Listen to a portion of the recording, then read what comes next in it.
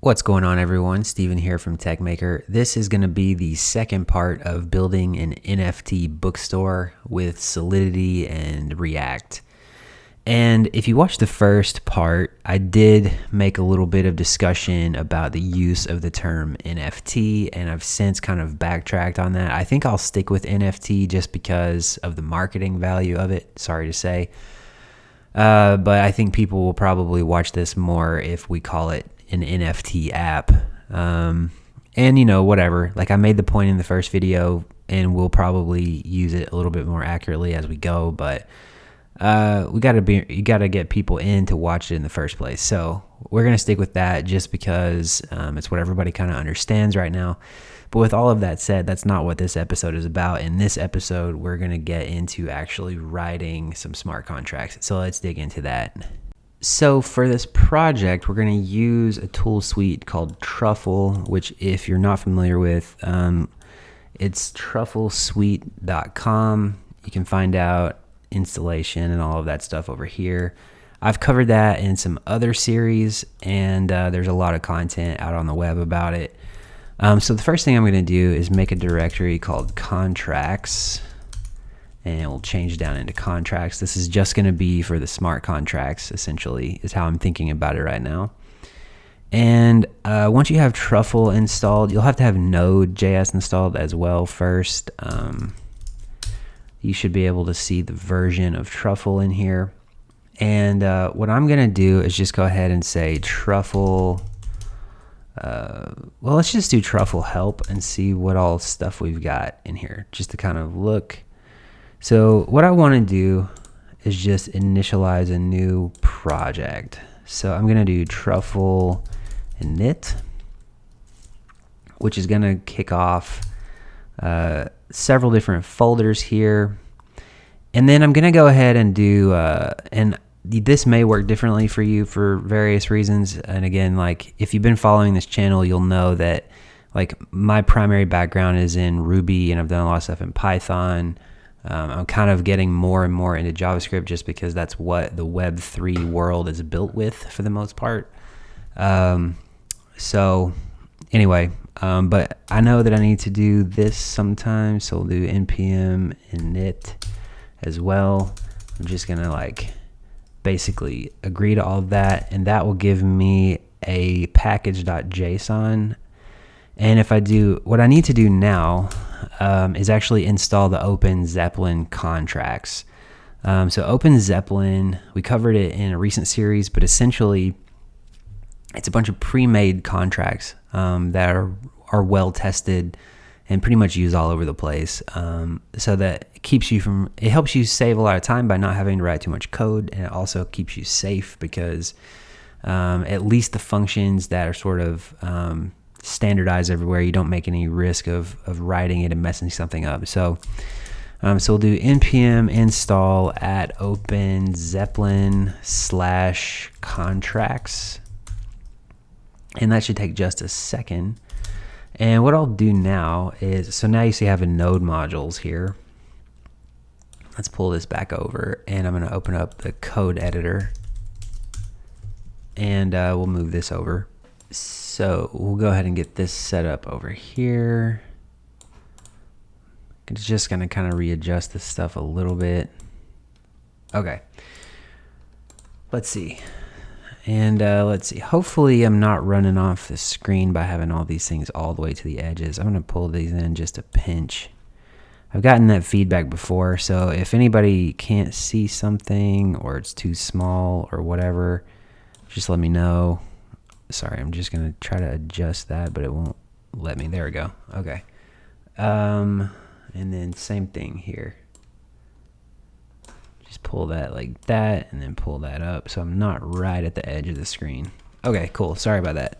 Sorry for the diversion. So if we look in our node modules, first of all, we just have one. And so it's VS Code does this thing where it sort of abbreviates everything just to if you only have one folder, it kind of shows you in a line what all they are. So we have Open Zeppelin contracts, and then inside of here we have token, which we're going to be using this ERC1115 right here. So this is what we were kind of looking at in the last episode. We didn't look at the contract really. We looked at a use of the contract. But yeah, so we've got all of that baked in here now. And yeah, if you haven't looked around if you haven't looked around Truffle before, it starts off with this migrations.sol, which is a Solidity file. We have some JavaScript for deploying things to the chain. We have a test directory that's pretty much empty. Yeah, so we're basically set up to start actually writing some code now. All right, so I tend to try to do smart contracts in a somewhat test-driven fashion. So that's what we're going to do here. So what I'm going to do, and if you're not familiar with TDD, again, like I'm sure you can find some pretty quick resources on that on YouTube. But if you follow along here, you should get the gist pretty quickly. So first thing I'm going to do is come down here into this test directory. And in here, what I want to do is create a new file. And we're going to name this bookstore.test.js. So basically the idea behind test-driven development is you write some code in a test file, you try to run it, it fails, and then you write the code to make it pass. It's sort of, it feels backwards the first minute you do it, but the deal is if you follow it careful enough, at the end you'll have very well tested code in theory. So let's start by doing this. What I'm going to do is say const, and then we'll say bookstore. And then we'll just set that equal to artifacts.require bookstore. Now, artifacts is something that comes from Truffle. You can see that if we look at this initial migration file, we have migrations as artifacts require migrations. And basically, that's pulling from our contracts directory here, so on and so forth. So whenever we have in here deploy migrations, essentially what this does is it takes this migrations contract and it deploys it to whatever network we're telling it to. And whenever we run our tests, this gets called and it will go ahead and deploy to, it's all invisible to you. So whenever you run the test, it's setting up sort of a test blockchain in the background and deploying these contracts to it. We can put scripts in here, or we can update the script rather, to tell it to deploy to Rinkeby or even the mainnet or whatever. So we'll get into some of that later. But for now, we've written this little line of code here. And the way that I do this is like you write code that fails, and the second it fails, we run the test. So we'll say truffle test. And this should kick off a test here quickly, and it should fail, telling us, so it compiles a little slow, but what we can see is at the top we have an error. So there's two ways a test can fail. The test can fail because your code is just totally broken, and like here we have an error and the whole thing just absolutely falls apart. Or it can fail because you make an assertion, which we'll see in a second, and the assertion fails. But what I want to do, and I treat everything like a failure. So if you write this line of code, okay, now we have a failure. Now we're going to create a new file. It's going to be bookstore.sol. In here, I'm going to copy a couple of lines from the migrations file, and we'll just put that in here. You need this pragma to tell it which version. We're actually going to change that here in a couple minutes, but we won't for now. Okay, so once we have that, the only thing I'm going to do in here is say contract bookstore and then open some curly braces and save that. Now let's run our test again over here, and now it should be fine. And again, this takes a second to kind of kick up and compile. Okay, so now basically we have 0 passing, so we don't have any tests, but nothing's broken. Okay, so let's go back over here and let's actually start writing some real tests. Okay, so what I would like to do first in here, so again, a lot of this is specific to Truffle. So if you know JavaScript, but you've never seen this before, some of it's going to be Truffle specific functionality. But what we can do is say contract, pass in the name of our contract here. And then we'll give this a function which takes an argument of accounts. And the accounts is basically an array with 10 Ethereum addresses in the array.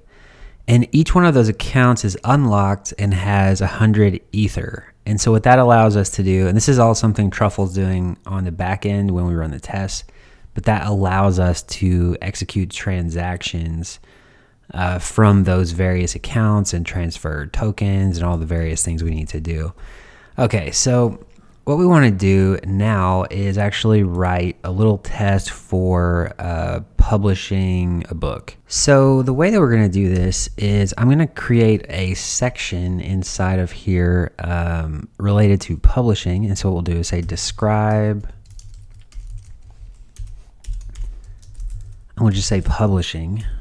And then we'll make this async because we're going to need to do a lot of asynchronous calls like that.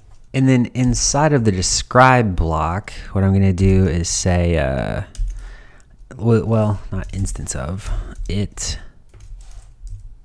I need to fix that autocorrect there. That's bothering me lately. Okay, so basically what we're going to do is say it creates, no, let's say it gives the author the specified amount of book version copies. I don't know if we're going to stick with that terminology or not, but basically what we want to do is call publish and then check that the author actually has that specific amount of stuff. And then we'll need to give this another function and we'll make it async as well. And then now we're actually going to write some code against the contract. So what we'll do is just say const bookstore equals bookstore.new. And basically what .new does is go ahead and deploy a new contract. So we have to await it. And that's because we actually have to deploy this to the blockchain that's running in the background. And that's what new does. So we're going to wait on that to finish deploying and set that equal to bookstore. Just to be sure, let's go ahead and run the tests. I like running the tests just kind of all the time, making sure I haven't made any mistakes. It's a really nice workflow once you get into it. Okay, so the next thing that we're going to do is say const, and then we'll say balance. No. What we want to do next is await, and then we'll say bookstore. So this basically is the instance of the deployed contract now. And so what we want to do is say bookstore.publish. And what all did we say we wanted to do? We wanted to give it the book ID, which maybe we could say, I'm actually going to call some of these things out as variables here just so that it's more clear what we're doing. So we could say like const book ID equals 1. We could say const book quantity equals 100. Remember we were talking about doing like 100 first edition copies maybe. And the book ID just helps us reference which book we're talking about, maybe off chain. We may change this up, so we're not married to this yet. You know, in actual fact, I'm maybe getting ahead of myself with this ID. Just gonna get rid of that. So we have quantity. I'm actually let's leave it there for now. I'm putting this down because I have some ideas. Book price equals 50, and then just kind of getting some ideas roughed in here. This channel is a bit different. If you're new here, like this isn't necessarily just a straight up tutorial where I've already worked through everything. This is going to be kind of a little bit more in-depth project where we're working through it together. So it's kind of good. Hopefully it's useful for you. But anyway, so this should be like an address, which would be like, e.g. USDC, ETH, whatever, right? Okay, so but for now, I'm looking at the contract on my other screen, the default contract, and basically we need to know how many we're publishing. That's the main thing. Okay, so what we want to do here, I'm going to go ahead and just pass in the book quantity. And if I go ahead and just save and run the test again, we'll have a little bit of work to do. Again, because we want to basically, every time we write a line of code that fails, we want to go ahead and fix it. So right here you can see we have bookstore.publish is not a function. So I'm going to pop over here. And you can do this very, very meticulously. So for example, one thing you can do is say function publish like this. Just do nothing, but you have to make it public or it won't work. Okay, so that's sort of the minimum. Another thing here, if you've got all this stuff set up the same way as me, which I don't know how I set it up exactly. I think I'm using VS Code, and basically I just installed some Solidity packages for syntax highlighting. It does a really nice thing. This red underline means this won't compile, so you have to specify a visibility. So we'll say public. So Solidity is cool because even if you don't know everything, it will prompt you sometimes to tell you what the right thing to do is. So that's nice. If we run the test again, we'll get a different error. So that's what I mean when I say you can be like very, very meticulous and go step by step if you want. Invalid number of parameters, publish. So what we need to do here, Solidity is strongly typed, so we have to tell it exactly what kind of data is coming in. We're going to say it's an unsigned integer 256, and we'll give it, we'll call it quantity here. And now we should be passing, or green again. Okay, so the next thing we want to do, once we await here, what we can do is say const author balance equals await bookstore dot balance of 1. Okay, let's do this really quick. Let's actually come in here and look at this IERC 1155. I think I called that 1115 earlier. So in here, so this IERC thing is not the implementation. It's the it's basically defining the API that the ERC 201155 has to meet. So it's a little bit easier sometimes to see like what the function requirements are. So balance of here works a bit different than if you're dealing with ERC20 token. ERC20, you just ask for the account here, but for ERC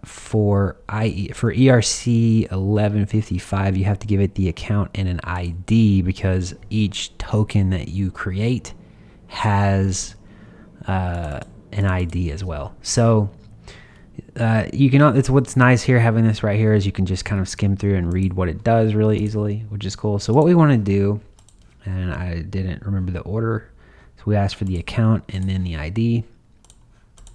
First of all, if you run a function in Truffle against a smart contract, it will assume that you're using accounts 0 because that's the default.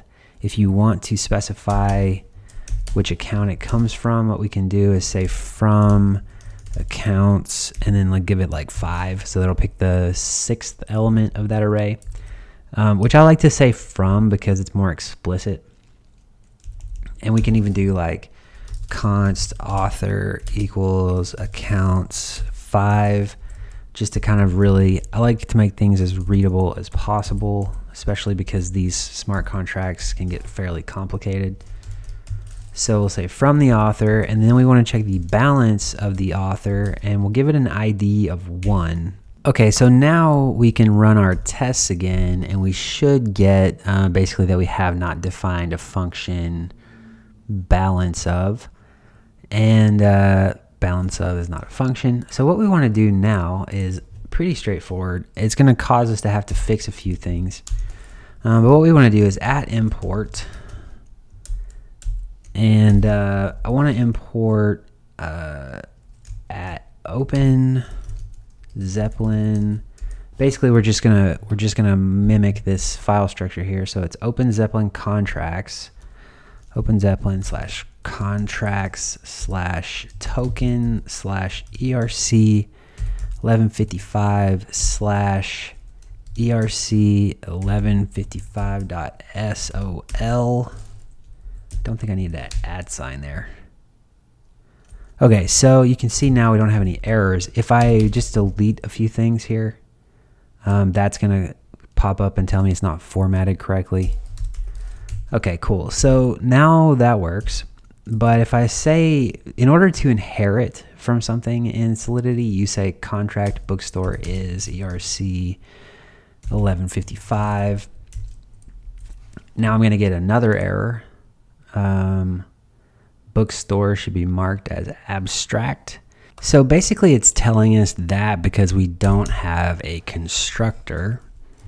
So what we'll do is create a constructor, and we need to say it's, I don't know if we need to say it's public. But what we do need to do is say ERC 1155, and that takes in some kind of URL. So for now, I'm just going to put a placeholder. We can see this really quick if we come over here. I don't know if that's in here. I think you have to actually look at the ERC. So you've got this constructor for the URI, again, that we'll be using to hold the metadata. So we have to provide that, but that's the only thing really required. So we'll just say example.com, and let me go ahead and use double quotes here. I'm not sure if that's required or not. And then we'll just say like API / and I think we need to say id.json. So obviously this isn't a real URL, but at least it kind of stands in as a decent placeholder that's kind of looks right. And then we just need to do nothing, basically. So if we save that, we can try to run the tests. I'm not sure if we need to update the pragma or not. Let's try it out. We can do Truffle Compile, and let's see if it works or not. Yeah, so Truffle is currently using source blah blah blah. One or more of your contracts specifies this. So I'm going to copy that and go ahead and put this here. So what's specifying that is actually these ERC20, or not ERC20, ERC 1155 is specifying this, and I don't want to change that one. I'm going to change mine. So we'll change that there. We'll change the migrations, and then we need to open up Truffle Config. This may seem weird, but like if you've done this before, it's pretty straightforward. So you change the compiler version here to 0.8.0.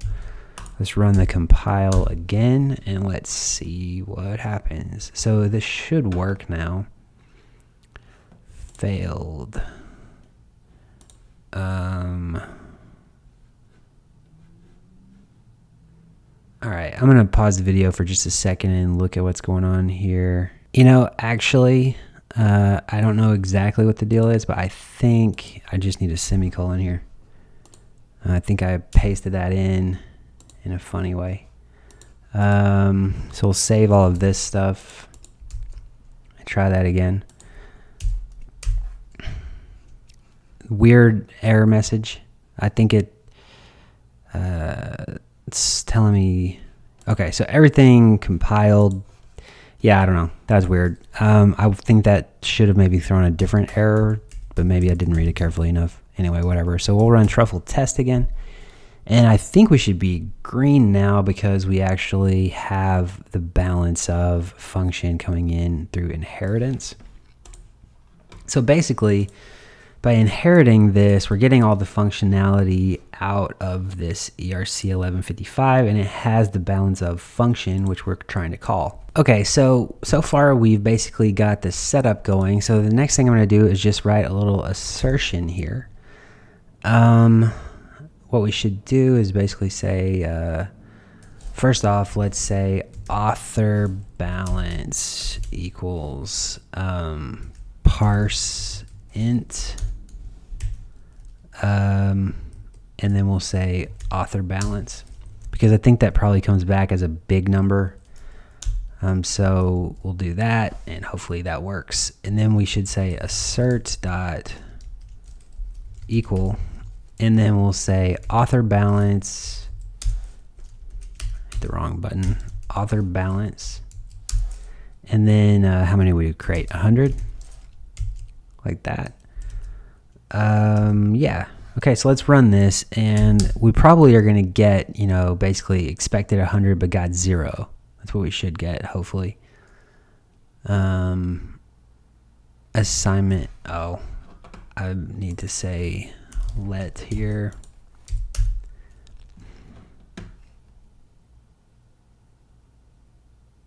And once we get this back, we should now have, yeah, so we expected 100. You can see that's in green, and the actual was 0. So now we need to actually implement our little bit of code.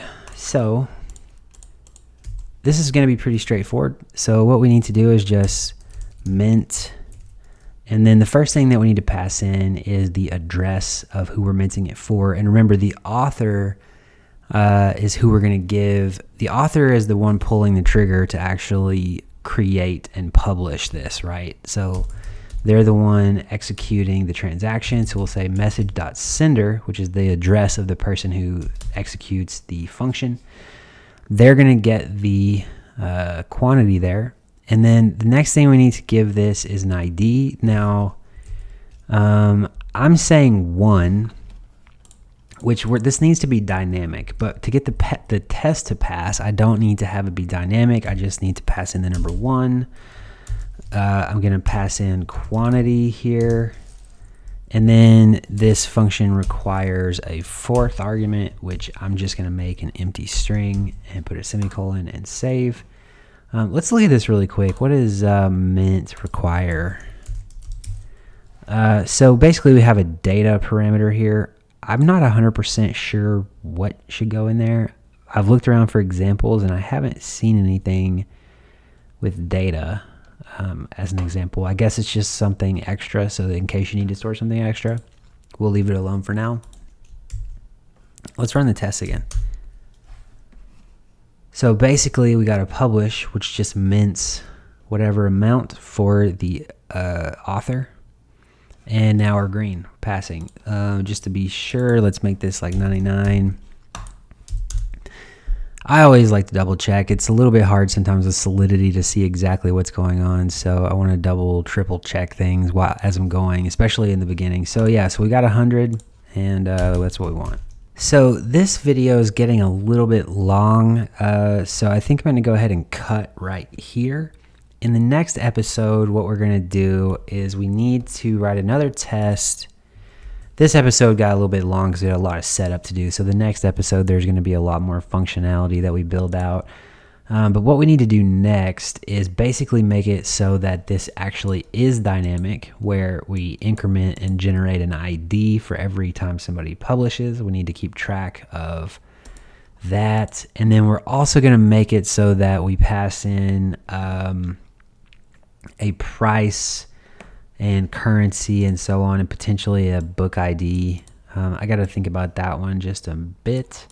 But yeah, so and then we'll probably try to get to actually being able to buy the book as well. Anyway, I think that is it for this episode. As always, thank you for watching. If you like this video, be sure to subscribe to the channel, leave a thumbs up, leave a comment. All that stuff helps me out a lot. And I will talk to you in part 3.